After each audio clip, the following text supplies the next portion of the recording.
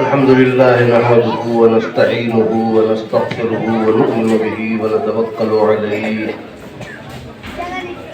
ونعوذ بالله من شرور أنفسنا ومن سيئات أعمالنا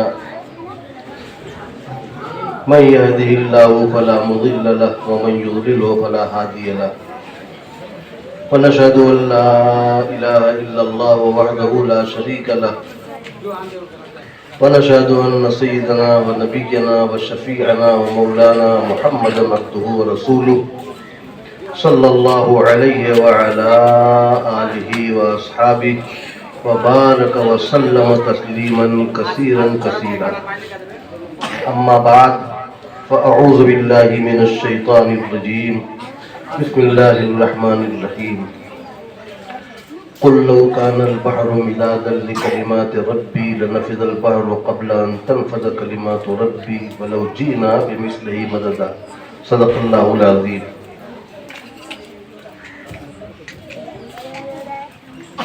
علماء کرام، معزز حاضرین اور عزیز بچوں،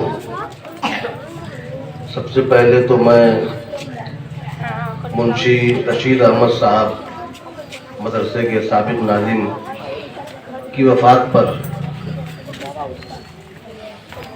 اپنے غم کا اظہار کرتا ہوں. اللہ تعالیٰ ان کی مغفرت فرمائے، ان کی خدمات کو قبول فرمائے. سارے لوگ ان کے جانے کے بعد یہ اقرار کر رہے ہیں کہ وہ انتہائی مخلص خادم تھے مدرسے کے،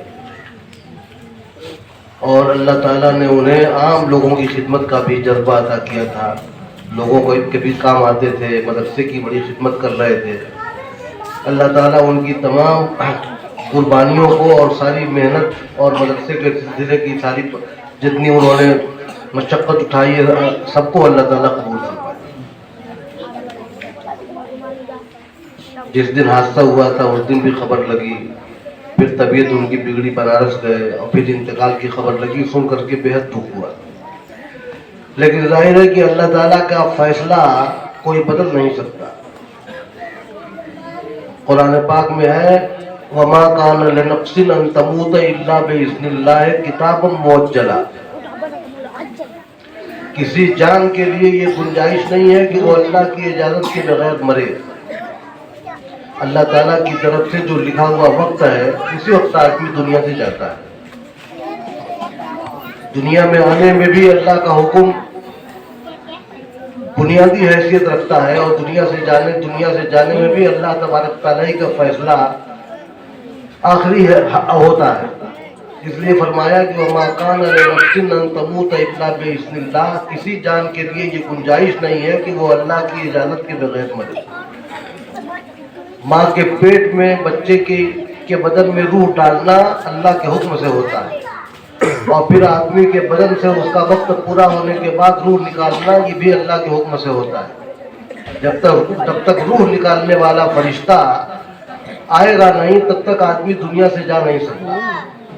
اس لیے منشی رشید احمد صاحب بہت ہی خیرخواہ تھے مدرسے کے، انتہائی خیرخواہ تھے اپنی قوم کے اور ملت کے، اور ہم لوگ ان کے اخلاق کے شاہد ہیں اور گواہ ہیں.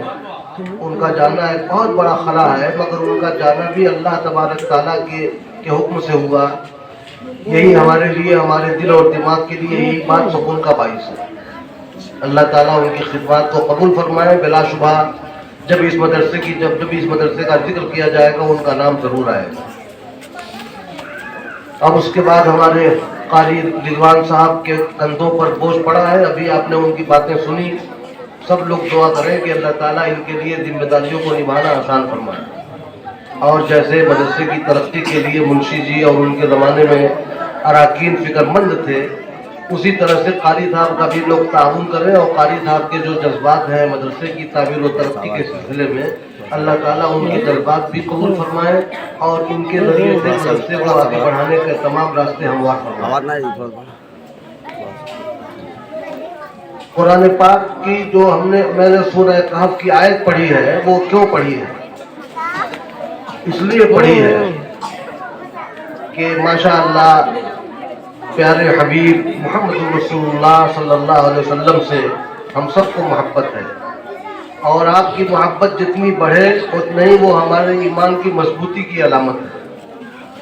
آپ سے محبت بھی بڑھے، آپ کی اطاعت کا جذبہ بھی بڑھے، آپ کے دین اور آپ کے پیغام کو دنیا میں پھیلانے کا اللہ تعالیٰ موقع دے، اور اللہ تعالیٰ ہم کو اس کی توفیق بھی زیادہ سے زیادہ عطا فرمائے۔ لیکن اسی کے ساتھ یہ بھی یاد رکھنا چاہیے ہمیں کہ اللہ کے رسول کا جو مرتبہ ہے بہت اونچا ہے۔ اللہ تبارک تعالیٰ نے اپنا مرتبہ کیا بیان کیا ہے وہ بھی ہماری نگاہوں سے کبھی چھپے نہ۔ اسی سلسلے کی ایک آیت میں نے پڑھی ہے سورہ قاف کی۔ اللہ تعالیٰ فرماتے ہیں کہ قُلْ لَوْ كَانَ الْبَحْرُ مِدَادًا لِكَلِمَاتِ رَبِّي لَنَفِدَ الْبَحْرُ قَبْلَ أَن تَنْفَدَ كَلِمَاتُ رَبِّي وَلَوْ جِئْنَا بِمِثْلِهِ مَدَدًا۔ اے نبی آپ کہیے کہ اگر دنیا کے تمام سمندروں کو روشنائی بنا دیا جائے اور ان سمندروں سے اللہ تعالیٰ کے کمالات لکھے جائیں تو یہ ساتوں سمندر ختم ہو جائیں گے، اسی جیسے 7 سمندر اور لائے جائیں، اور اللہ تعالیٰ کے کمالات، اللہ کی خوبیاں، اللہ تبارک تعالیٰ کی بڑائی اور صفات کا لکھنے کا سلسلہ جاری رہے، اس جیسے 7 سمندر اور بھی ختم ہو جائیں گے۔ ما نفذت کلمات اللہ، لیکن اللہ کی باتیں اور اللہ کے کمالات کا سلسلہ ختم نہیں ہوگا۔ یہ قرآن پاک میں اللہ تعالیٰ نے اپنے بارے میں بیان فرمایا اور اپنے نبی سے کہا کہ لوگوں سے کہیے۔ تو اندازہ لگائیے، صرف ایک ہمارے ملک کی جو مشہور ندی ہے شمالی ہندوستان کی گنگا ندی کو اگر روشنائی بنا دیا جائے اور لوگوں سے کہا جائے کہ اسی سے لکھو تو ساری دنیا کے انسان لکھتے لکھتے تھک جائیں گے، روشنائی ختم نہیں ہوگی۔ اللہ تعالیٰ گنگا ندی کی بات نہیں کر رہے ہیں، دنیا کے جو بڑے بڑے سمندر ہیں 7، ان تمام سمندروں کو روشنائی بنانے کی بات کر رہے ہیں، اور پھر کہہ رہے ہیں کہ اسی جیسے 7 سمندر اور لائے جائیں اور ان سے اللہ تبارک تعالیٰ کے کمالات لکھے جائیں۔ مولانا تھانوی رحمۃ اللہ علیہ نے آیت کی تشریح میں بحر القرآن میں یہی لکھا ہے کہ اللہ تعالیٰ کے کمالات کی حکایت کی جائے تو یہ 14 سمندر ختم ہو جائیں گے۔ وما نفذت کلمات اللہ، لیکن اللہ تبارک تعالیٰ کی خوبیاں، اللہ کے کمالات ختم نہیں ہوں گے۔ تو یہ ہے اللہ کے کمالات اور اللہ کی خوبیوں کا حال، اللہ تبارک تعالیٰ کی صفات، اللہ تعالیٰ کی عظمت کا بیان۔ یہ بات میں اس لیے کہہ رہا ہوں کہ ابھی تھوڑے دنوں پہلے، 1.5 مہینہ پہلے، ہمارے ہندوستان کے بہت ہی اچھے خاندان کے ایک نام نہاد شخص نے اللہ تعالیٰ کی ذات کا انکار کر دیا اور پھر چیلنج بھی کیا۔ جاوید اختر، اس چیلنج کو ایک بڑے اچھے عالم نے قبول کیا اور مقابلہ ہوا، باتیں ہوئی، اور ان دونوں حضرات کا جو مناظرہ ہوا اس کو 1-2 نہیں بلکہ کروڑوں لوگوں نے موبائل پر سنا۔ اور الحمدللہ اللہ تعالیٰ کے وجود کو ثابت کرنے والے جو صاحب تھے ندوے کے، انہوں نے بہت اچھے انداز میں جاوید اختر صاحب کو بالکل خاموش کر دیا۔ وہ ناکام ہو گئے۔ ان کے آدمیوں نے کہا کہ آپ آخر کیا سمجھ کے آئے تھے؟ شعر سنانے آئے تھے اور مشاہدے کی مجلس سمجھ کے آئے تھے؟ آپ نے تو کوئی جواب ہی نہیں دیا۔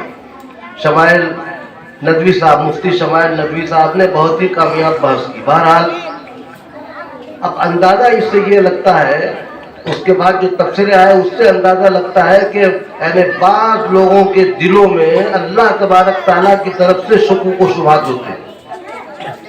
اس لیے اللہ تعالیٰ کی عظمت کا بیان، اللہ کی کبریائی کا بیان جو پورے قرآن میں بھرا ہوا ہے وہ بھی موقع موقع سے ہونا چاہیے،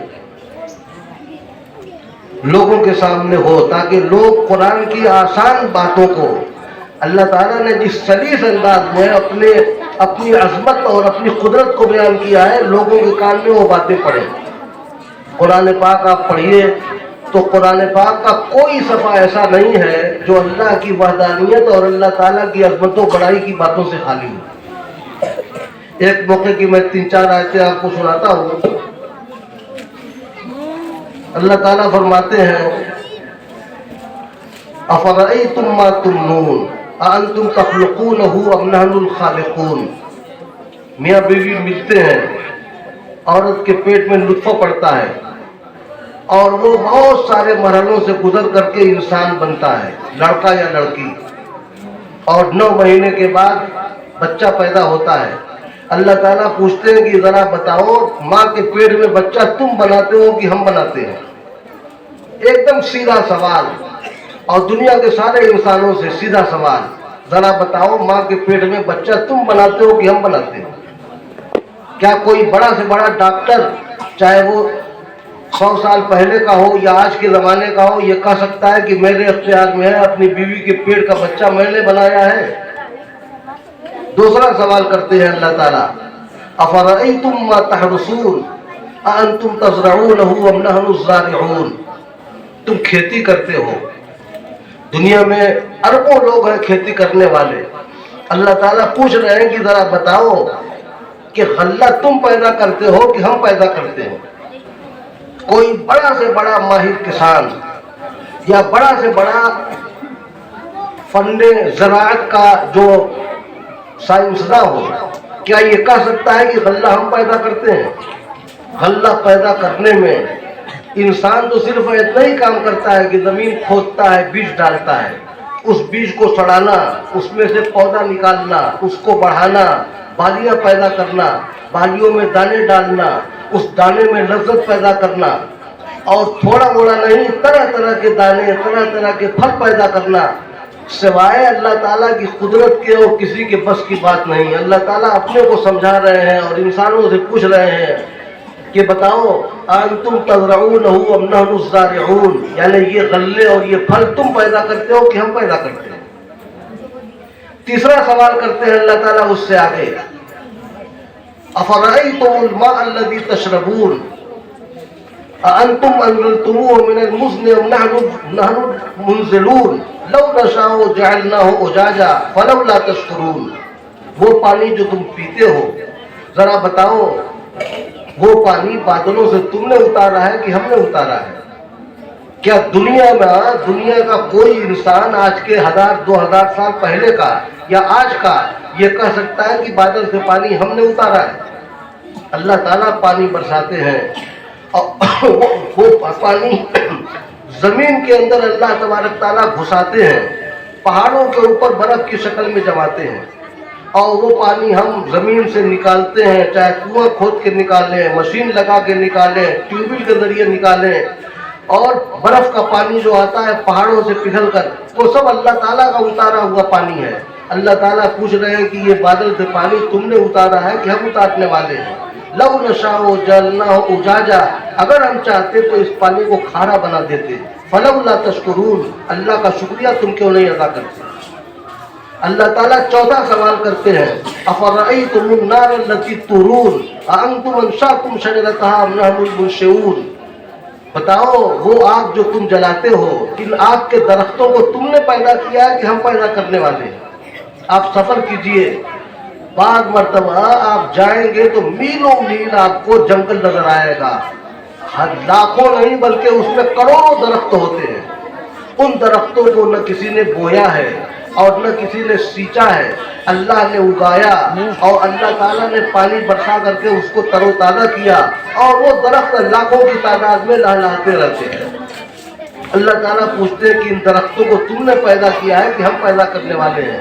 اللہ تبارک تعالیٰ کے وجود پر اور اللہ کی عظمت پر یہ بالکل موٹی موٹی اور سیدھی سیدھی باتیں قرآن پاک بتا رہا ہے.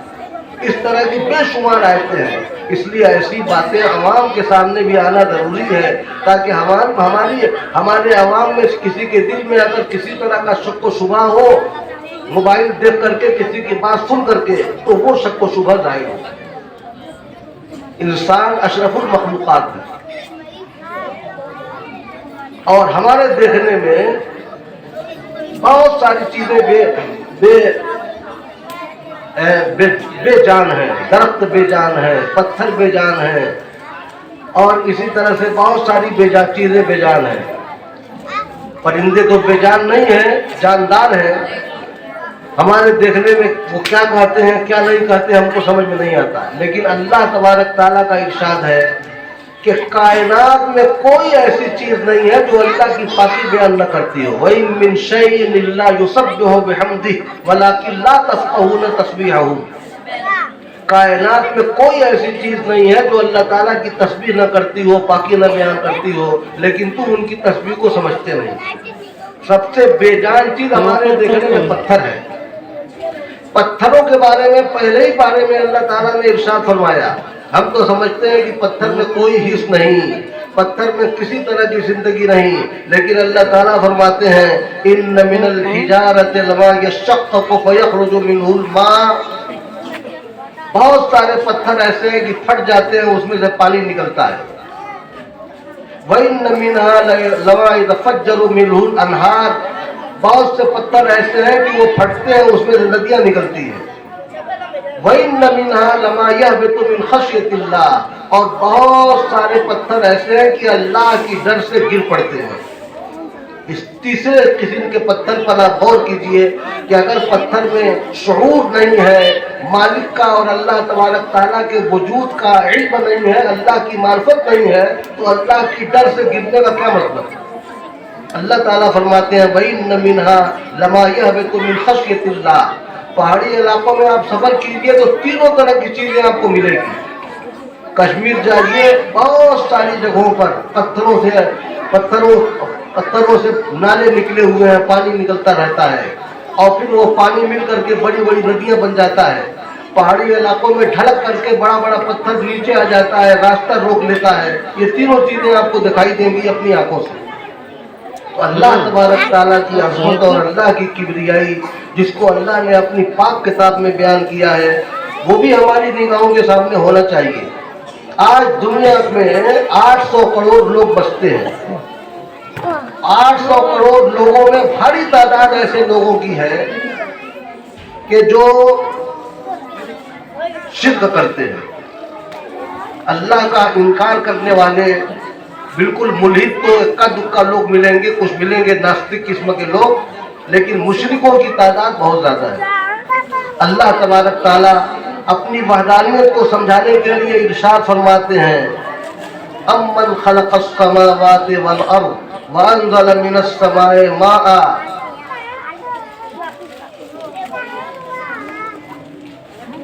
کیا ہے اس کے آگے؟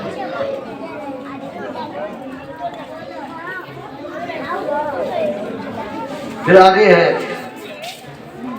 یعنی اللہ تعالیٰ پوچھتے ہیں کہ امن خلق السماوات والارض، 20واں پارہ کا شروع ہے کہ آسمانوں اور زمین کو کس نے پیدا کیا، وانزل من السماء ماء، اور پھر آسمان اور زمین، آسمان سے پانی کس نے اتارا، اور آگے فرمایا فَأَنبَتْنَا حَدَائِقَ ذَاتَ بَهْجَةٍ، اور ہم نے انتہائی خوبصورت باغات اگائے، مَا كَانَ لَكُمْ أَن تُنبِتُوا شَجَرَهَا، ان باغات کے پھولوں کو دیکھو، باغات کے درختوں کو دیکھو، تمہارے بس میں نہیں تھا کہ ایسے پھول اگاتے اور ایسے درخت لگاتے۔ اللہ تعالیٰ ان چیزوں کو ذکر کرنے کے بعد پوچھتے ہیں اِلَٰهٌ مَّعَ اللَّهِ، انسانوں بتاؤ اللہ کے ساتھ کوئی اور بھی ایسا معبود ہے جو یہ کام کر سکتا ہے؟ بل ہم قوم یعدلون، اللہ کے علاوہ دوسروں کی پوجا کرنے والے اللہ تعالیٰ فرماتے ہیں کہ یہ لوگ صحیح راستے سے ہٹے ہوئے ہیں، ناانصافی کرنے والے ہیں۔ آگے پھر پوچھ رہے ہیں امن جعل الارض قرارا وجعل خلالها انہارا وجعل فيها رواسي وجعل بين البحرين حاجزا أإله مع الله۔ اللہ تعالیٰ پوچھتے ہیں کہ بتاؤ کہ اس زمین کو تمہارے ٹھہرنے کے لائق کس نے بنایا؟ زمین پر آدمی بیٹھتا بھی ہے، چلتا بھی ہے، سوتا بھی ہے، مکان بناتا ہے، پارک بناتا ہے، دکانیں بناتا ہے، اس لیے کہ زمین کو اللہ نے ایسی بنا دیا جس پر آدمی قرار پکڑے۔ پھر فرمایا کہ اس زمین میں اللہ نے ندیاں بنائی، زمین کو حرکت سے بچانے کے لیے اللہ نے پہاڑوں کا بوجھ ڈال دیا، اور اللہ تعالیٰ نے ایسی قدرت اپنی دکھائی کہ جہاں دو سمندر ملتے ہیں، دونوں پانی ہیں مگر دونوں کا رنگ الگ الگ، جعل بین البحرین حاجزا أإله مع اللہ، کیا اللہ کے ساتھ کوئی اور معبود ہے تمہارے جاننے میں؟ بل اکثرہم لا یعلمون، اللہ تعالیٰ فرماتے ہیں کہ ایسا کہنے والے اکثر لوگ جاہل ہیں، اپنی عقل کا، اپنے دل دماغ کا، اپنی سوچ کا صحیح استعمال نہیں کرتے۔ پھر تیسری آیت میں فرماتے ہیں امن یجیب المضطر اذا دعاہ ویکشف السوء ویجعلکم خلفاء الارض االہ مع اللہ قلیلا ما تذکرون۔ ایک بہت ہی بے چین، بے قرار، پریشان حال آدمی ہے، اللہ کو پکارتا ہے، سمندر میں ڈوب رہا ہے، اللہ کو پکار رہا ہے، کسی حادثے کا شکار ہو گیا، مر رہا ہے، اللہ کو پکار رہا ہے، تو اللہ تعالیٰ پوچھتے ہیں کہ بتاؤ اس مضطر کی دعا کون قبول کرتا ہے، اور ایسے بے پریشان حال کی پریشانی کو کون ختم کرتا ہے؟ زمین میں ایک نسل کے جانے کے بعد دوسری نسل کو نائب کون بناتا ہے؟ الہ مع اللہ، کیا اللہ کے علاوہ کوئی اور معبود ہے ایسا کرنے والا؟ آگے فرماتے ہیں قلیلا ما تذکرون، انسانوں تم غور نہیں کرتے، اللہ تبارک تعالیٰ کی قدرت اور اللہ کی عظمت کے بارے میں سوچتے نہیں ہو۔ اس طرح کی کئی دلیلیں دینے کے بعد اللہ تعالیٰ پوچھ رہے ہیں ان لوگوں سے جو اللہ کی یعنی خدا کی وحدانیت میں اور خدا کی خدائی میں دوسروں کو شریک کرتے ہیں۔ اللہ تعالیٰ پوچھتے ہیں قل ہاتوا برہانکم، قل ہاتوا برہانکم ان کنتم صادقین، اے نبی آپ کہیے کہ اگر تم سچے ہو اور تمہارے علاوہ اللہ کے سوا کوئی اور ایسا ہے ان کاموں کو کرنے والا تو دلیل لے آؤ، دلیل۔ تو یہ چند آیتیں میں نے آپ کو اس لیے سنائی تاکہ آپ یہ محسوس کریں کہ قرآن پاک انتہائی آسان کتاب ہے، دنیا میں ہدایت کی سب سے بڑی کتاب ہے، اور آج دنیا میں اسی ہدایت کی کتاب کا نتیجہ ہے کہ سب سے تیزی کے ساتھ اسلام مذہب دنیا میں پھیل رہا ہے۔ جو لوگ موبائل وغیرہ دیکھتے ہیں ان کو خبر ملتی ہوگی، جاپان میں تیزی کے ساتھ مسلمان ہو رہے ہیں، کوریا میں لوگ اسلام قبول کر رہے ہیں، یورپ کے ملکوں میں قبول کر رہے ہیں، امریکہ میں قبول کر رہے ہیں، اس لیے کہ اللہ کی اس پاک کتاب کو جو پڑھتا ہے نیک نیتی کے ساتھ اور جو مسلمانوں کی نمازوں کو دیکھتا ہے اس کو سکون ملتا ہے۔ لوگ یہ سمجھتے ہیں کہ روحانیت اور سکون کی اس کے علاوہ اور کوئی جگہ نہیں، تیزی کے ساتھ لوگ اسلام قبول کر رہے ہیں۔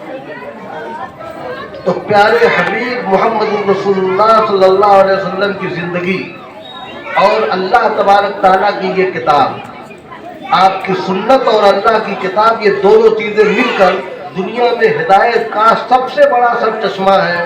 لیکن ہدایت کی باتوں کو لوگوں کے سامنے بیان کرنے کی زیادہ ضرورت ہے کہ ان ہدایت کی باتوں کو خوب لوگوں کے سامنے بیان کیا جائے۔ آج دنیا میں کسی مذہب کے پاس اپنا مذہب اور اپنا دین اور روحانیت سمجھانے کے لیے کسی کے پاس کوئی چیز نہیں۔ ہمارے برادران وطن کے پاس جو مقدس کتاب وید ہے، جس میں بہت ساری باتیں قرآن پاک سے ملتی جلتی ہیں، انہوں نے اس کتاب کو چھپا رکھا ہے، عام طور پر آپ کہیں نہ پائیں گے نہ سمجھ پائیں گے۔ عیسائیوں کے پاس جو انجیل ہے وہ بھی نہ انجیل پڑھتے ہیں نہ انجیل کی اچھی باتیں لوگوں کو بتاتے ہیں۔ ان کے جو سربراہ ہوتے ہیں مذہب تبدیل کرنے والے، بس ایک ہی بات کہتے ہیں کہ ہمارے مذہب میں آ جاؤ تمہارے سارے گناہ معاف ہو جائیں گے۔ عیسیٰ علیہ السلام نے سولی پر چڑھ کر سب کے گناہوں کا کفارہ ادا کر دیا، عیسائی ہونے کے بعد کوئی جہنم میں نہیں جائے گا۔ سراسر جھوٹ، 100% جھوٹ۔ سب سے پہلی بات تو یہی ہے کہ حضرت عیسیٰ علیہ السلام کو سولی نہیں دی گئی، ما قتلوہ وما صلبوہ ولکن شبہ لہ، نہ ان کو سولی دی گئی نہ انہیں لوگوں نے قتل کیا، وہ تو ایسا کرنے والوں ہی کو اللہ نے شبہ میں ڈال دیا، اپنے ہی آدمیوں کو انہوں نے سولی دے دیا۔ آج ان کے پاس لوگوں کو اللہ کا پیغام پہنچانے کے لیے ان کے پاس کچھ نہیں، اور وہ عیسیٰ علیہ السلام نے تو زندگی بھر توحید کا پیغام دیا، آج وہ مبتلا ہو گئے شرک میں۔ حضرت عیسیٰ اور حضرت مریم علیہ السلام کی تصویریں بنا کر کے لٹکاتے ہیں اپنے اسکولوں میں، اسپتالوں میں، اس کی پوجا کرتے ہیں۔ یہودیوں کے پاس بھی جو تورات ہے وہ اس کو چھپا کر رکھتے ہیں، اور اصل تورات تو ملتی نہیں، تلمود نام کے کچھ نسخے لوگوں کے بھی شاید ان کے پاس ہوں۔ اس لیے آج دنیا میں صحیح راستہ جاننے کے لیے، اللہ تک پہنچنے کے لیے اور ہدایت حاصل کرنے کے لیے سوائے اسلام کے کسی کے پاس کوئی چیز نہیں۔ اس لیے جو قرآن پڑھتا ہے، قرآن پاک کی باتیں سنتا ہے، اللہ کے رسول کی زندگی پڑھتا ہے اور آپ کی سیرت پڑھتا ہے، وہ یہ سمجھ جاتا ہے کہ اصلی مذہب یہی ہے جہاں اصلیت محفوظ ہے، اللہ تعالیٰ نے اس کو محفوظ رکھا ہے۔ قرآن پاک اتر رہا تھا، اس سے پہلے عیسائی لوگوں نے عیسائیت میں انجیل میں تبدیلی کر دیا تھا، تورات میں تبدیلی کر دیا تھا، اس کے بنیادی چیزوں کو بدل دیا تھا۔ تو اللہ تبارک تعالیٰ نے قرآن پاک کی شان میں بیان فرمایا مصدقا لما بین یدیہ ومہیمنا علیہ، کہ یہ ایسی کتاب ہے جو اپنی پچھلی کتابوں کی تصدیق بھی کرتی ہے اور پچھلی کتابوں کی محافظ بھی ہے، پچھلی کتابوں کی تصدیق بھی کرتی ہے کہ بلا شبہ اللہ نے تورات دیا موسیٰ کو، اللہ نے انجیل دیا حضرت عیسیٰ کو، اللہ نے زبور دیا حضرت داؤد کو، اللہ تعالیٰ نے حضرت موسیٰ اور حضرت ابراہیم کو صحیفے دیے۔ یہ کتاب تصدیق بھی کرتی ہے پچھلی کتابوں کی، وَمُهَيْمِنًا عَلَيْهِ، اور پچھلی کتابوں میں جو باتیں تھیں اللہ نے اس کتاب میں ان باتوں کو محفوظ کر دیا۔ ورنہ آج آپ عیسائیوں سے ملیے، یہودیوں سے ملیے، ان سے قیامت کی بات کیجئے، جنت جہنم کی بات کیجئے، میدان محشر کی بات کیجئے، پلسرات کی بات کیجئے، تو معلوم ہوگا کہ یہ سارے عقیدے ان کے یہاں سب غائب ہو گئے، سارے عقیدے غائب ہو گئے، جبکہ آخرت کا عقیدہ سارے نبیوں کی تعلیمات میں بنیادی عقیدہ ہے۔ اللہ کی توحید کا عقیدہ اور رسالت کا عقیدہ اور آخرت کا عقیدہ، یہ سارے نبیوں کی تعلیمات میں سب سے بنیادی چیزیں ہیں، لیکن عیسائیوں اور یہودیوں کی یہاں سے یہ چیزیں تمام چیزیں ختم ہو گئی۔ اس لیے اللہ تبارک تعالیٰ نے جب قرآن اتارا تو فرمایا کہ یہ قرآن پچھلی کتابوں کی تصدیق بھی کرتا ہے اور پچھلی کتابوں کا محافظ بھی ہے۔ اس میں جو باتیں تھیں اللہ نے اس کتاب کو اس کو محفوظ کر دیا۔ تو اس لیے ہمارے درمیان اور ہماری عوام کے درمیان جو قرآن پاک کی باتیں ہیں، سیدھی سیدھی باتیں، دل دماغ کو اپیل کرنے والی باتیں، وہ موقع موقع سے ضرور آنا چاہیے۔ اللہ کی قدرت دیکھیے، ہدایت دل میں ڈالنا تو کسی کے بس کی بات نہیں، وہ تو صرف اللہ تعالیٰ کا، اللہ تبارک تعالیٰ کے اختیار کی چیز ہے، لیکن ہدایت کی باتیں پہنچانا یہ انبیاء کرام کا کام ہے، اور یہی کام نبیوں کے ماننے والوں کا بھی ہے۔ ہمارا کام بھی ہے کہ ہدایت کی باتیں لوگوں کو پہنچائیں۔ اللہ کے نبی صلی اللہ علیہ وسلم اسی کے لیے پڑھتے تھے، کھلتے تھے، دنوں رات محنت کرتے تھے کہ کس طرح سے لوگ جہنم سے بچ جائیں اور کس طرح سے لوگ توحید کو قبول کر لیں۔ پیارے حبیب محمد رسول اللہ صلی اللہ علیہ وسلم کی یعنی زندگی کا خلاصہ یہی ہے۔ آپ نے جو 27 جنگیں لڑیں، 27 جنگوں کا مقصد یہی تھا کہ کفر کا زور ٹوٹے اور لوگ اللہ کو ماننے والے بنے، اللہ کو ماننے والے بنے، اللہ تبارک تعالیٰ کی وحدانیت اور لا الہ الا اللہ ان کے دلوں میں گھسے۔ آپ کی جنگوں کا مقصد یہی تھا اور آپ کی 23 سالہ زندگی کا خلاصہ یہی ہے۔ تو کوشش کرنا ہے انسانوں کا کام، بقیہ ہدایت دینا یہ اللہ کے اختیار کی چیز ہے۔ اللہ تبارک تعالیٰ نے حضرت نوح علیہ السلام کے بیٹے کا قصہ قرآن پاک میں بہت واضح لفظوں میں ذکر کیا ہے۔ نوح جیسا پیغمبر جنہوں نے 950 سال تک لوگوں کو توحید کی طرف بلایا، اور 950 سال کے بعد جب مایوس ہو گئے اللہ تعالیٰ سے دعا کیا ہمارے پروردگار فیصلہ کر دیجئے، تو اللہ تعالیٰ نے کہا دیا کہ کشتی بناؤ، کشتی بنی۔ ایمان والوں کو حکم ہوا کہ کشتی میں سوار کرو، اور پھر طوفان آ گیا۔ طوفان آ گیا تو قرآن پاک میں ہے سورہ ہود میں کہ حضرت نوح علیہ السلام کے 4 بیٹے تھے، 3 بیٹا اور 3 بیٹوں کی بیویاں کشتی میں سوار تھیں، ایک بیٹا کشتی میں سوار نہیں ہوا۔ طوفان آ گیا اور موجیں جو ہے پہاڑ کی طرح سے اونچی ہو گئی۔ نوح علیہ السلام نے دیکھا کہ میرا ایک بیٹا کشتی میں نہیں ہے۔ باپ کو اپنے بیٹے سے کتنی محبت ہوتی ہے ہر باپ جانتا ہے۔ حضرت نوح نے اس بیٹے سے کہا کہ یا بنی ارکب معنا ولا تکن مع الکافرین، بیٹے آ جاؤ، ہمارے ساتھ آ جاؤ، کشتی میں کافروں کے ساتھ مت جاؤ۔ ظاہر ہے کہ 950 سال تک دوسروں کو ہدایت کی طرف بلانے والا ایسا نہیں ہو سکتا کہ اس نے اپنے بیٹے کو نہ بلایا ہو، بیٹے کو بھی بلایا، لیکن بیٹا اس کے دل میں ہدایت گھسی نہیں، کیونکہ نبی گھسا نہیں سکتا۔ تو جب طوفان آ گیا بیٹے کو بلایا تو بیٹے نے کہا کہ سآوی الی جبل یعصمنی من الماء، میں پہاڑ پر چڑھ جاؤں گا، پہاڑ مجھ کو پانی سے بچا لے گا۔ حضرت نوح علیہ السلام نے جواب دیا، بیٹے یہ کوئی عام طوفان نہیں ہے کہ تم اپنے آپ کو پہاڑ پر چڑھ کے بچا لو گے، یہ اللہ کا عذاب ہے۔ لا عاصم اليوم من امر اللہ الا من رحم، آج جو یہ عذاب آیا ہے اس کی ہلاکت سے کوئی نہیں بچا سکتا، بچے گا وہی جس پر اللہ کا رحم ہو۔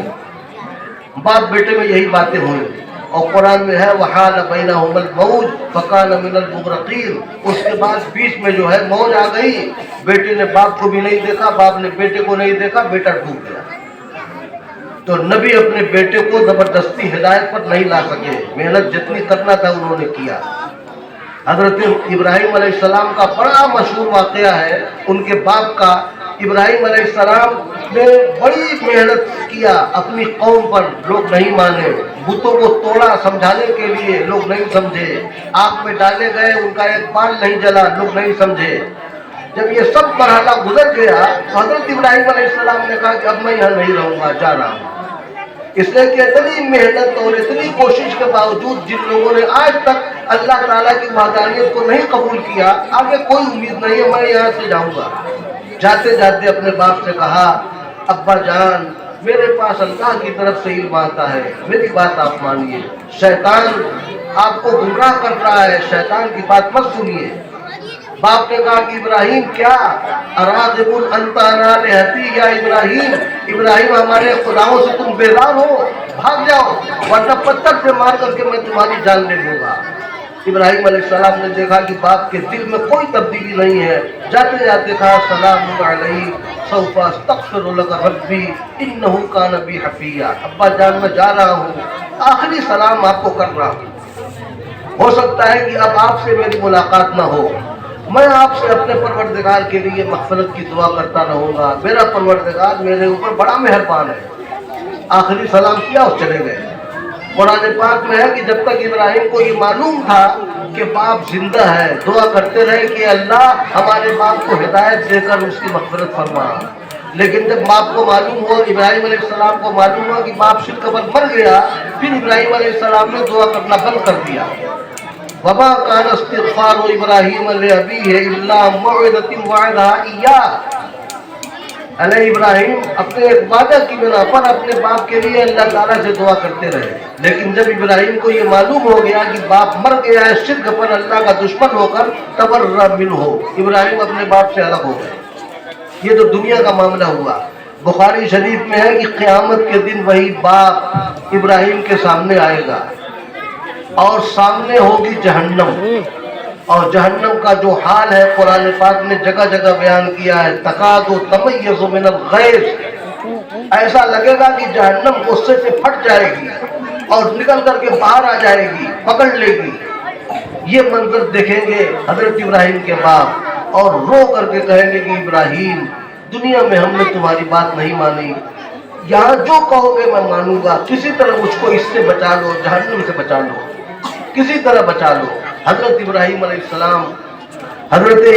السلام اللہ تعالیٰ سے گزارش کریں گے، لیکن اللہ تعالیٰ اپنا اٹل قانون سنائیں گے، ان اللہ لا یغفر ان یشرک بہ ویغفر ما دون ذلک لمن یشاء، اللہ شرک کو معاف نہیں کرے گا، شرک کے علاوہ دوسرا گناہ جس کے لیے چاہے گا اللہ معاف کرے گا۔ حضرت ابراہیم پھر اللہ تعالیٰ سے کہیں گے کہ میرے پروردگار آپ نے مجھ سے وعدہ کیا ہے کہ آپ مجھ کو رسوا نہیں کریں گے، میرا باپ جہنم میں جا رہا ہے، اس سے بڑی میرے لیے رسوائی کیا ہوگی۔ تو حضرت ابراہیم علیہ السلام کو رسوائی سے بچانے کے لیے اللہ تبارک تعالیٰ ابراہیم علیہ السلام کے باپ کو کوہ کی شکل میں بدل دیں گے۔ بخاری شریف جلد اول کے اخیر میں ہے کہ خون آلود کوہ کی شکل میں بدل دیا جائے گا اور جہنم میں پھینک دیا جائے گا، کوئی رعایت نہیں کی جائے گی۔ تو اللہ تبارک تعالیٰ کی وحدانیت کو ماننا اور اللہ تعالیٰ کی توحید کو ماننا یہ دین کی پہلی بنیاد ہے، جس کو ہم لا الہ الا اللہ میں پڑھتے ہیں، اور دوسری بنیاد ہے محمد الرسول اللہ کہ محمد اللہ کے رسول ہیں۔ اللہ تعالیٰ نے محمد صلی اللہ علیہ وسلم کو ہمارے لیے نمونہ بنا کے بھیجا ہے، اس نمونے کو ہم دیکھیں اور اس نمونے پر چلیں۔ صرف اللہ کے رسول صلی اللہ علیہ وسلم کی شان میں نعت پڑھنا اور نعت پر خوش ہو جانا یہ کامیابی کے لیے کافی نہیں ہے۔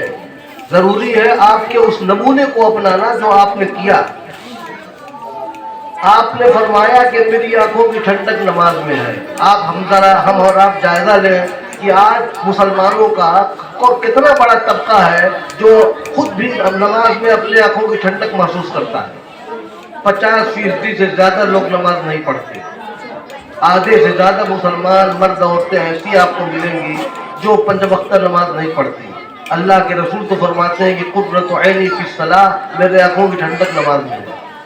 اور صرف نماز جو 5 وقت کی نماز ہے، یہ تو ہم اللہ کے نبی صلی اللہ علیہ وسلم کی زبان سے قرآن سے سنتے ہی ہیں. قرآن آپ کے بارے میں کیا کہتا ہے سنیے. سورہ مزمل میں ہے ان ربک یعلم انک تقوم ادنی من ثلثی اللیل ونصفہ وثلثہ وطائفۃ من الذین معک واللہ یقدر اللیل والنہار. آپ کا پروردگار جانتا ہے کہ آپ اللہ کے سامنے کھڑے رہتے ہیں، کبھی رات کا 2/3 حصہ، کبھی رات کا آدھا حصہ، کبھی رات کا 1/3 حصہ. آپ بھی اور آپ کے ساتھیوں کی ایک جماعت بھی رات کا 2/3 سمجھ رہے ہیں. یعنی اگر 9 گھنٹے کی رات ہے تو 6 گھنٹہ آپ رہتے تھے مصلی پر، کبھی 4.5 گھنٹہ رہتے تھے مصلی پر، کبھی 3 گھنٹہ رہتے تھے مصلی پر. اور یہ رات کی نماز ہے 5 نمازوں کے علاوہ. دن میں آپ لوگوں کے بیچ میں جاتے آتے تھے. ان لک فی النہار سبحا طویلا، دن میں لوگوں سے ملنا جلنا، اللہ کا پیغام پہنچانا، قرآن پاک کی آیتیں سنانا، لوگوں کو اللہ تعالیٰ کی وحدانیت کی طرف بلانا، اور پھر رات میں کھڑے ہو کر اللہ کے سامنے عاجزی کرنا، قرآن پڑھنا، اور اللہ تبارک تعالیٰ کو لمبے لمبے رکوع کرنا، لمبے لمبے سجدے کرنا. یہ اللہ کے رسول کی زندگی. ہمارے لیے 5 وقت کی نماز ہی بہت بھاری ہے. 5 وقت کی نماز پڑھنا ہمارے لیے بہت مشکل ہے. اس لیے ہم اپنے نبی کے ان طریقوں کو دیکھیں جو آپ نے ہمارے واسطے نمونہ چھوڑا. کتنی سادگی تھی آپ کی زندگی میں، اور کیا کمال اللہ نے آپ کو عطا کیا تھا. اللہ تعالیٰ کی طرف سے اجازت ہو رہی ہے کہ آپ کہیں تو میں احد پہاڑ کو سونا بنا دوں. اور اللہ کے نبی یہ فرما رہے ہیں کہ میں تو یہ چاہتا ہوں کہ اللہم اجعل قوت اللہم اجعل رزق آل محمد قوتا، میرے پروردگار محمد کے گھر والوں کی روزی اتنی بنا جتنے سے ان کی جان بچی رہے. اور آپ نے فرمایا کہ میں چاہتا ہوں کہ ایک دن میں کھاؤں تاکہ اللہ کا شکر ادا کروں، اور ایک دن میں بھوکا رہوں تاکہ صبر کروں. اللہ کے رسول کی زندگی کا نمونہ ہم اپنا نہیں سکتے، وہ ہمارے بس میں نہیں، لیکن بہرحال لوگوں کے بیچ میں تو ضرور آنا چاہیے آپ کی زندگی. اللہ کے رسول صلی اللہ علیہ وسلم حجۃ الوداع کا موقع ہے، حج کر کے آپ تشریف لائے مکہ مکرمہ، طواف کیا. جیسا کہ سب لوگ پانی پیتے ہیں، زمزم کا پانی سارے لوگ پیتے ہیں اور بڑی خواہش سے پیتے ہیں. یہ خدمت حضرت عباس آپ کے چچا کے سپرد تھی زمانے جاہلیت میں، اسلام لانے کے بعد بھی انہی کے سپرد تھی. حضرت عباس لوگوں کو پانی پلا رہے تھے، زمزم کنویں سے نکال کر جس برتن میں پلا رہے تھے سارے لوگ پی رہے تھے. ہر طرح کے لوگ آتے تھے، پیتے تھے. جب حضور اکرم صلی اللہ علیہ وسلم پہنچے ہیں تو چچا عباس نے کہا کہ یا رسول اللہ آپ ٹھہر جائیے، میں آپ کے لیے گھر سے صاف ستھرا پانی لے آتا ہوں دوسرے برتن میں. تو رسول اللہ صلی اللہ علیہ وسلم نے فرمایا کہ نہیں، مجھے اسی برتن میں وہی پانی پلاؤ جو سارے لوگ پی رہے ہیں. جس برتن میں سارے لوگ پی رہے تھے آپ نے وہی پانی پیا، اور برتن گھر سے لانے کا اور زمزم کا جو رکھا ہوا پانی تھا صاف ستھرا، آپ نے اس کو لانے کا کی اجازت نہیں دیا. جس برتن میں لوگ پی رہے تھے اسی برتن میں وہی پانی آپ نے پیا. یہ اللہ کے رسول صلی اللہ علیہ وسلم کی سادہ زندگی ہے. مدینہ منورہ میں تشریف فرما ہے، مہمان آ گیا. آپ نے بہت بار سنا ہوگا مہمان آ گیا. آپ مہمان کو کھلانا یہ آپ کے لیے بہت مرغوب تھا. پتہ لگایا تو 9 بیویوں کے گھر میں کھانے کا کوئی سامان نہیں. آپ نے اعلان کیا کہ یہ میرا مہمان ہے، میرے کیا کوئی لے جائے گا؟ تو ابو طلحہ انصاری رضی اللہ عنہ نے کہا کہ یا رسول اللہ میں لے جاؤں گا. گھر لے کر گئے تو بیوی نے کہا کہ بس اتنا کھانا ہے جتنا ایک بچہ کھا سکتا ہے، ایک بچہ کھا سکتا ہے. حضرت ابو طلحہ نے کہا کہ بچے کو تھپکی دے کے سلا دو، مہمان کے سامنے کھانا رکھو، مہمان جب کھانا کھانے لگے تو چراغ بجھا دینا، اور ہم اور تم منہ چلاتے رہیں گے مہمان کھانا اللہ کا مہمان ہے، اللہ کے رسول کا مہمان ہے، مہمان کھا لے گا۔ اس طرح سے انہوں نے رات میں مہمان کو کھلایا۔ دوسرے دن ابو طلحہ انصاری تشریف لے گئے تو حضور اکرم صلی اللہ علیہ وسلم نے کہا ابو طلحہ رات میں جو تم نے کیا اللہ تبارک تعالیٰ بھی اس پر ہنسنے لگے، اللہ تعالیٰ بھی اس پر خوش ہو گئے جو تم نے کام کیا۔ اور اسی موقع سے وہ آیت نازل ہوئی یُسِرُّونَ عَلَىٰ أَنفُسِهِمْ وَلَوْ كَانَ بِهِمْ خَصَاصَةٌ، کہ یہ وہ اونچے لوگ ہیں جو اپنے آپ پر دوسروں کو ترجیح دیتے ہیں اگرچہ خود ان کو بھوک کیوں نہ لگی ہو، اگرچہ خود ان کو بھوک لگی ہو مگر اپنے اوپر دوسروں کو ترجیح دیتے ہیں۔ تو اللہ کے رسول اور اللہ کے رسول صلی اللہ علیہ وسلم کے صحابہ کی زندگی وہ ہمارے لیے نمونہ ہے اور عملی نمونہ ہے۔ ہم عمل کریں ان نمونوں پر، تھوڑا موڑا کل تو عمل ہم کر نہیں سکتے مگر تھوڑا موڑا ضرور عمل کریں۔ حضرت ابو طلحہ انصاری رضی اللہ عنہ کا بڑا عجیب واقعہ ہے بخاری میں اور حدیث کی دوسری کتابوں میں، کہ جب یہ آیت نازل ہوئی لن تنالوا البر حتى تنفقوا مما تحبون، کہ تم نیکی اور تقوی کا اعلیٰ درجہ نہیں پا سکتے جب تک اپنی وہ چیز نہ خرچ کرو جو تم کو سب سے زیادہ محبوب ہو۔ ابو طلحہ آئے اور کہا کہ یا رسول اللہ تو کہتا ہے لن تنالوا البر حتى تنفقوا مما تحبون، تقوی اور نیکی کا اعلیٰ درجہ نہیں پا سکتے جب تک اپنی سب سے اچھی چیز اللہ کے راستے میں خرچ نہ کرو۔ میرے یا رسول اللہ میرا سب سے اچھا مال بیرہا ہے، بیرہا باغ، یہ باغ تھا، بہترین باغ تھا جہاں میٹھے پانی کا کنواں تھا، کھجور کے بہترین درخت تھے، اللہ کے رسول صلی اللہ علیہ وسلم بھی جاتے تھے، بیٹھتے تھے، کھجور کھاتے تھے، پانی پیتے تھے۔ ابو طلحہ نے کہا کہ یا رسول اللہ بیرہا باغ میں نے آپ کے حوالے کر دیا، آپ جو چاہے کریں۔ تو حضور اکرم صلی اللہ علیہ وسلم اتنا خوش ہوئے، کہا بخ بخ، کیا واقعی کیا واقعی؟ ابو طلحہ نے کہا واقعی میں نے یہ بات آپ کے حوالے کر دیا، جو آپ چاہے کریں۔ حضور صلی اللہ علیہ وسلم نے فرمایا کہ تمہارا یہ وقف قبول ہے اور تم اس کو اپنے چچا دار بھائیوں میں اور خاندان کے لوگوں میں بانٹ دیا انہوں نے۔ آج وہ باغ مسجد نبوی کا حصہ ہے، اس لیے کہ مسجد نبوی کے سامنے تھا۔ تو صحابہ اللہ کے رسول صلی اللہ علیہ وسلم کے صحابہ کرام کے ہزاروں واقعات آپ سنتے ہیں، اللہ کے نبی صلی اللہ علیہ وسلم کی زندگی کی ہزاروں باتیں آپ سنتے ہیں، وہ ہیں اصل گویا سیرت اور وہی ہے اصل اتباع کی چیز۔ ہم سب لوگوں کے لیے وہ نمونہ ہے اور اس کو اپنانے کی ضرورت ہے۔ اللہ تعالیٰ نے یہ جو ابھی میں نے پڑھا تھا آیت قل لو کان البحر، اس کے بعد فرمایا کہ قل انما انا رجل قل انما انا بشر مثلكم يوحى الي انما الهكم اله واحد فمن كان يرجو لقاء ربه فليعمل عملا صالحا ولا يشرك بعبادة ربه احدا۔ اے نبی آپ کہیے کہ میں تمہارے جیسا ایک انسان ہوں، یعنی میں گویا کوئی دوسری مخلوق نہیں، انسان ہی ہوں۔ لوگ یہ نہ سمجھیں کہ اللہ کے نبی کچھ اور ہیں۔ آپ اللہ تعالیٰ نے کہا کہ آپ کہیے کہ میں ایک انسان ہوں تمہارے جیسا، جیسے تم لوگ اپنے ماں باپ کے ملنے سے پیدا ہوئے اسی طرح اللہ نے مجھ کو پیدا کیا۔ بس فرق یہ ہے کہ میرے پاس اللہ کی طرف سے وحی آتی ہے کیونکہ میں اللہ کا رسول ہوں۔ فمن كان يرجو لقاء ربه فليعمل عملا صالحا ولا يشرك بعبادة ربه احدا۔ تو جو تم میں اپنے پروردگار سے ملنے کی امید رکھتا ہو اس کو دو کام کرنا ہے۔ ایک کام تو یہ کرے کہ اللہ تعالیٰ کی عبادت میں کسی کو شریک نہ کرے، اور دوسری چیز یہ ہے کہ وہ اچھا عمل کرتا رہے۔ دو کام اللہ نے بتایا کہ جس کو اپنے اللہ سے ملنے کی امید ہے، یعنی آخرت پر جس کا ایمان ہے، تو اس کو یہ دو کام کرنا ہے کہ اللہ کی عبادت میں کسی کو شریک نہ کرے، اور اللہ تبارک تعالیٰ نے جو جن احکام کو کرنے کا حکم دیا ہے، اچھے کام کو کرنے کا حکم دیا اس کو کرتا ہے۔ آج دنیا میں بہت بڑی انسانوں کی آبادی ہے، 800 کروڑ۔ 800 کروڑ انسانوں میں 600 کروڑ سے زیادہ ایسے لوگ ہیں جو قرآن کو اللہ کی کتاب نہیں مانتے اور جو آخرت کا یقین نہیں رکھتے، آخرت کی زندگی کو نہیں مانتے۔ اللہ تعالیٰ نے ایسے لوگوں کو کہا ہے سب سے بڑا گھاٹا اٹھانے والا، قل هل ننبئكم بالاخسرین اعمالا الذین ضل سعیهم فی الحیاۃ الدنیا وهم يحسبون أنهم يحسنون صنعا أولئك الذين كفروا بآيات ربهم ولقائه فحبطت أعمالهم فلا نقيم لهم يوم القيامة وزنا.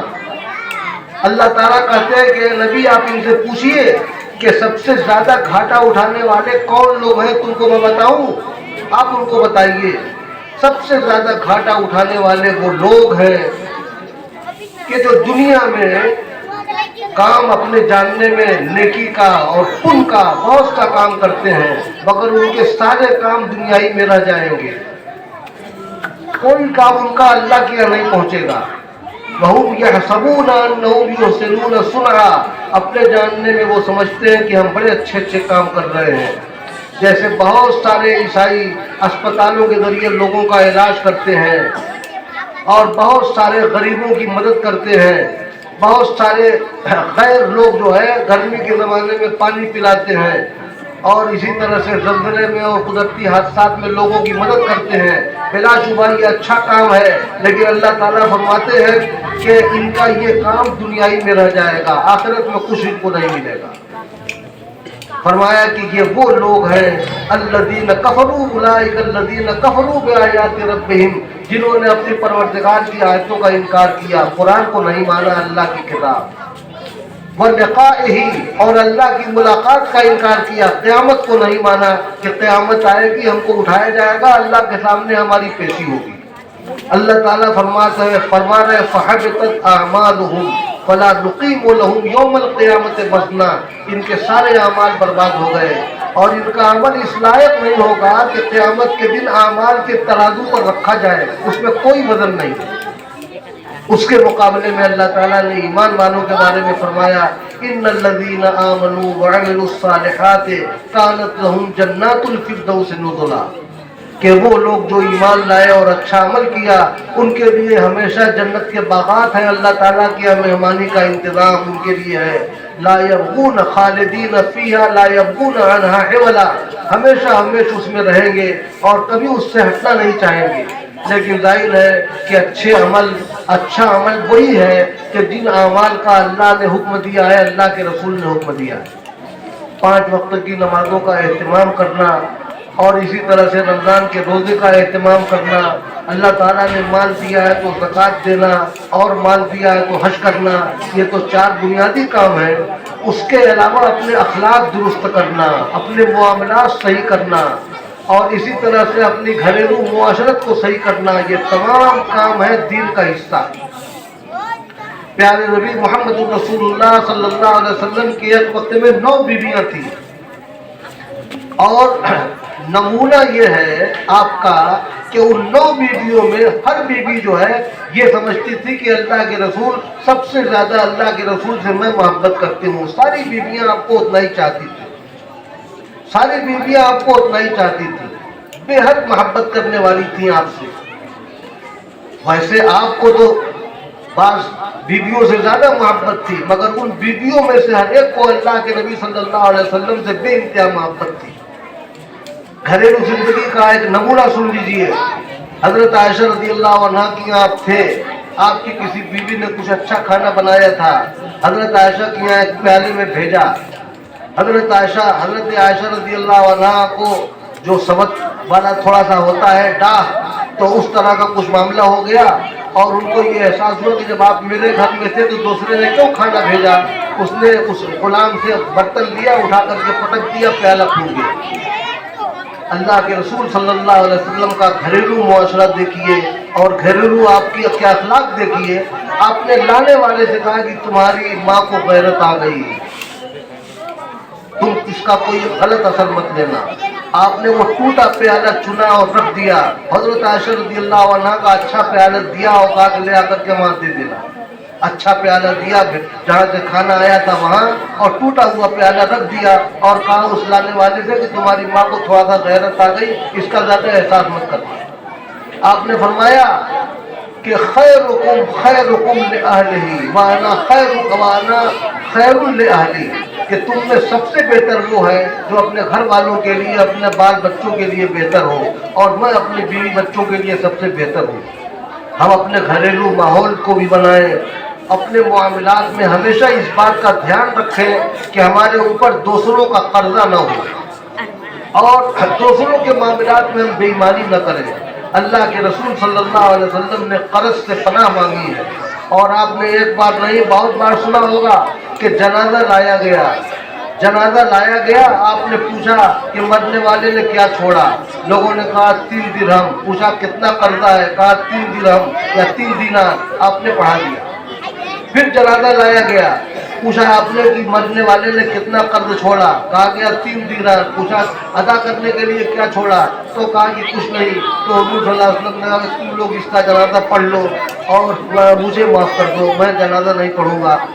لوگوں کو احساس دلانا تھا کہ آخرت کا معاملہ اپنا اچھا رکھو اور اللہ کے یہاں دوسروں کا بوجھ لے کر کے مت جاؤ. ابو قتادہ رضی اللہ عنہ موجود تھے. انہوں نے کہا یا رسول اللہ, اس آدمی کا یہ 3 دینار قرض ادا کرنے کی میں ذمہ داری لیتا ہوں, آپ جنازہ پڑھا دیجیے. اس کے بعد آپ نے جنازہ پڑھایا. یہ وہ زمانہ تھا جب بیت المال میں مال نہیں تھا, اور جب بیت المال میں مال آنے لگا تو اللہ کے رسول صلی اللہ علیہ وسلم نے فرمایا کہ جس آدمی نے مال چھوڑا وہ تو اس کے ورثہ کے لیے ہے, اور جس آدمی نے کوئی قرضہ چھوڑا ہے, بوجھ چھوڑا ہے, وہ ہمارے دل میں ہے, اس کو میں ادا کروں گا. جب آپ کے پاس بیت المال میں مال آ گیا تو آپ نے سب کے قرضوں کی ذمہ داری لے لیا. اس کے بعد کوئی مسئلہ نہیں. اللہ کے رسول صلی اللہ علیہ وسلم کا ایک دور تنگی کا تھا, پھر اللہ تعالیٰ نے فتوحات کا دور شروع کیا اور بے انتہا مال آیا یمن کے علاقے سے, بحرین کے علاقے سے, اور معلوم نہیں کہاں سے. ایک بار بہت زیادہ درہم دینار آیا ہوا تھا, مسجد نبی میں رکھا ہوا تھا, ویسے ہی پڑا ہوا تھا. حضور اکرم صلی اللہ علیہ وسلم نے اعلان کر دیا جس کا جتنا جی چاہے لے جائے. حضرت عباس آپ کے چچا, انہوں نے ایک گٹھن باندھا, اٹھ نہیں رہا تھا. حضور صلی اللہ علیہ وسلم نے کہا کہ اٹھا دیجیے, کہا کہ یہ نہیں ہوگا. اس میں سے کچھ گرایا, پھر اٹھانا چاہا, پھر نہیں اٹھ رہا تھا, پھر کہا کہ یا رسول اللہ اٹھا دیجیے, کہا یہ نہیں ہوگا, پھر گرایا. اس کے بعد جتنا اٹھنے کے لائق تھا اتنا بات کر کے لے گئے. تو حدیث شریف میں ہے, بخاری شریف میں, کہ جب تک حضرت عباس لے کر کے جا رہے تھے, اللہ کی نگاہیں, اللہ کے رسول کی نگاہیں ان کا پیچھا کر رہی تھیں کہ دیکھو آدمی مال کا کتنا حریص ہے. اللہ کے رسول صلی اللہ علیہ وسلم کے پاس بے پناہ خزانے آئے, لیکن ان خزانوں کی طرف آپ نے آنکھ بھر کر کے دیکھا نہیں.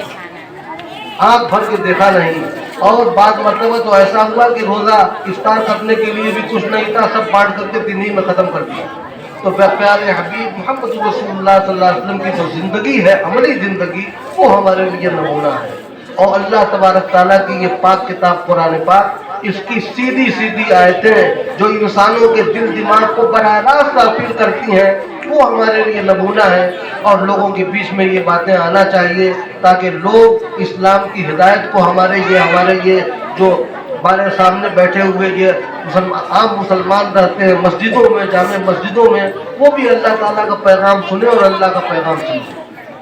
دنیا میں تو آج بہت سارے لوگ اللہ کی کتاب سے فائدہ اٹھا رہے ہیں, ہمارے نبی کی سیرت پڑھ کے فائدہ اٹھا رہے ہیں, اسلام قبول کر رہے ہیں. لیکن ہم جو خاندانی مسلمان ہیں, ہمیں بھی اللہ کی اس کتاب کے اندر جو ہیرے جواہرات ہیں اور اللہ کے نبی صلی اللہ علیہ وسلم کی جو شاندار بے مثال زندگی ہے, وہ بھی ہمارے سامنے موقع سے آنا چاہیے. اللہ تبارک تعالیٰ ہم سب لوگوں کو ان دونوں بنیادی ہدایت کی چیزوں سے نفع اٹھانے کی توفیق بخشے, اور اللہ تعالیٰ اس کتاب کے ذریعے سے ساری دنیا کے انسانوں کو نفع پہنچائے, دنیا میں ہدایت کو عام فرمائے. ہمارے ملک میں جو حالات چل رہے ہیں, آج ان حالات میں زیادہ ضرورت ہے کہ ہم لوگ اللہ کی طرف متوجہ ہوں, زیادہ سے زیادہ مسجدوں کو آباد کریں, نمازوں کا اہتمام کریں. اپنے گھروں میں, ہمارے گھروں میں تلاوت کا معمول ختم ہو رہا ہے, تلاوت کا معمول تاکید کر کے خود بھی بنائیں اور خود بھی تلاوت کریں اور اپنے گھر والوں سے تلاوت کرنے کی بات کریں. اعمال جب تولے جائیں گے ترازو پر, تو اس وقت ایک نیکی کا آدمی محتاج ہوگا. اور قرآن پاک میں ہے کہ یفر المرء من اخیہ, یعنی بھائی سے بھاگے گا, شوہر بیوی سے بھاگے گا, بیوی شوہر سے بھاگے گی, بیٹا ماں سے بھاگے گا, ماں بیٹے سے بھاگے گی. کیوں بھاگیں گے؟ سورہ عبس و تولی کی ان آخری آیتوں کو پڑھیے. کیوں بھاگیں گے لوگ؟ اس لیے بھاگیں گے کہ کہیں ایسا نہ ہو کہ کوئی ایک نیکی آج مجھ سے مانگ لے, اس لیے کہ سب کو اتنی ہی ضرورت ہوگی. اب آج اگر ہم دنیا میں اللہ نے ہم کو موقع دیا ہے نیکیاں بڑھانے کا، تو آپ اندازہ لگائیے کہ صرف آپ نے 10 منٹ میں ایک پاؤ قرآن پاک کی تلاوت کر لیا، آپ کے نامہ اعمال میں کتنی نیکیاں بڑھ گئی آپ گن نہیں سکتے۔ اللہ کے رسول کا فرمان ہے، الف لام میم، میں نہیں کہتا کہ ایک حرف ہے، الف لام میم 3 حرف ہے، الف الگ ہے، لام الگ ہے، میم حرف ہے الگ ہے، اور سب پر اللہ تعالیٰ کی 10 نیکی ملے گی۔ تو ایک پاؤ ہم نے پڑھا، آپ نے پڑھا، 10 منٹ لگے گا اور بے شمار حروف ہماری زبان سے نکلیں گے، سب پر 10 نیکیاں ملے گی۔ اپنے نامہ اعمال پہ نیکیوں کو بڑھانے کا اس سے آسان طریقہ کیا ہوگا مگر یہ کہ ہم تلاوت کرنا چاہیں تب ہماری نیکیاں بڑھیں گی۔ اللہ تعالیٰ نے فرمایا ہے، المال والبنون زینۃ الحیات الدنیا، زینۃ الحیات الدنیا والباقیات الصالحات خیر عند ربک ثوابا وخیر املا۔ مال اور اولاد دنیاوی زندگی کی رونق ہے۔ بیٹے نہ رہیں تو گھر سونا ہوتا ہے، مال نہ رہے تو آدمی پریشان رہتا ہے، لیکن مرنے کے وقت میں نہ بیٹا ساتھ جاتا ہے نہ مال ساتھ جاتا ہے، سب لوگ دیکھتے ہیں۔ اس کے بعد اللہ نے فرمایا کہ امید لگانے کی چیز ہیں باقی رہنے والی نیکیاں۔ باقی رہنے والی نیکیوں میں تمام نیکیاں ہیں، لیکن اس آیت کی تفسیر میں خاص طور پر اللہ کے رسول صلی اللہ علیہ وسلم نے فرمایا، سبحان اللہ، الحمدللہ، لا الہ الا اللہ، اللہ اکبر۔ یہ جو چھوٹے چھوٹے کلمات ہیں، آسان کلمات، جن کا اللہ کے یہاں ثواب بہت زیادہ ہے، اللہ تعالیٰ نے الباقیات، اللہ کے رسول صلی اللہ علیہ وسلم نے الباقیات الصالحات کی تفسیر میں انہی کلمات کو بیان فرمایا۔ تو اس لیے آج اللہ نے ہم کو موقع دیا ہے، اس لیے ہم اپنی زندگی کو سنوارنے کے لیے اور بنانے کے لیے ان چھوٹی چھوٹی اور موٹی موٹی باتوں پر دھیان دیں۔ اللہ تعالیٰ ہم سب لوگوں کو اس کی توفیق دے۔ اور پھر میں یہ دعا کرتا ہوں کہ اللہ تبارک تعالیٰ منشی رشید احمد صاحب کے جانے کے بعد ان کے جانے کے سے جو خلا پیدا ہوا ہے اس کو پورا فرمائیں، اور اس کے بعد جو ہمارے ناظم صاحب چنے گئے ہیں اور جو ذمہ دار لوگ ہیں، اللہ تعالیٰ ان کو پورے حوصلے کے ساتھ اور دانش مندی کے ساتھ، آپس کے اتحاد و اتفاق کے ساتھ اس مدرسے کو آگے بڑھانے کا انہیں موقع نصیب فرمائے اور ان کے لیے ترقی کے راستے آسان فرمائے۔ وآخر دعوانا الحمدللہ رب العالمین۔ محترم سامعین، ابھی آپ حضرات حضرت والا کا جامع اور پرمغز بیان سماعت فرما رہے تھے۔ اب آپ کے سامنے مدرسہ ہذا کے بچوں کو جو سالہ گزشتہ کی طرح انعامات تقسیم